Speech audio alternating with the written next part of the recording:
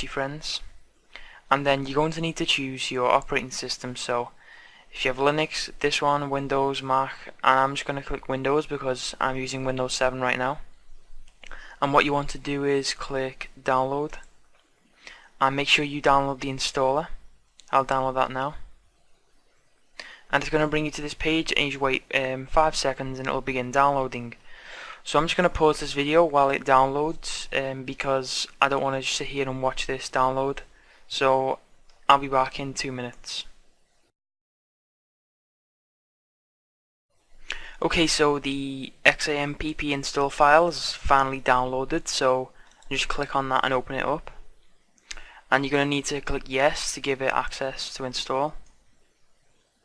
Okay, and you need to go through the simple installation features.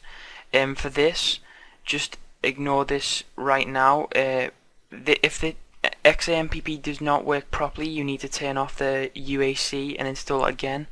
But it should work without it for what we're going to do right now, so ignore that, click OK. And then you want to go through the installation wizard, click next, and then make sure the destination folder right here, you remember this, because you're going to need this to access your local host, the files. I'll explain that in a moment. And then when you get to the XAMPP options, and what you need to do where it says service selection, select Apache and MySQL, and that will install Apache and MySQL as a service, and then just click install. And this might take a few minutes, so I'm just going to pause the video again. Okay, so XAMPP is finally finished installing. Just click the finish button and it will just check for the ports. I think it's going to check for MySQL, I think it's like 3032 or something. It's just checking that the ports are open so that it can work. And yep, it's done. Okay, so I think now it is installed, and it will ask you to start the control panel. Hit yes, and here it is right here, and that just tells us that Apache and MySQL are currently running on this server, and you can stop them and start them, and it's all installed.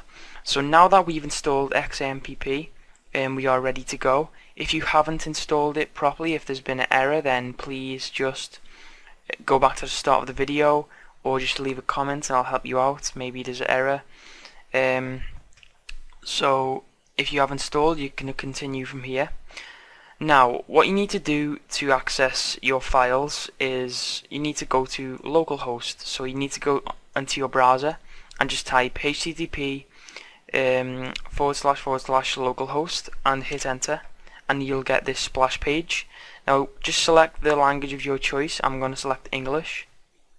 And here is the control panel for localhost for XAMPP. So the first thing you need to do before anything is go over here to security. You want to set a password for the MySQL database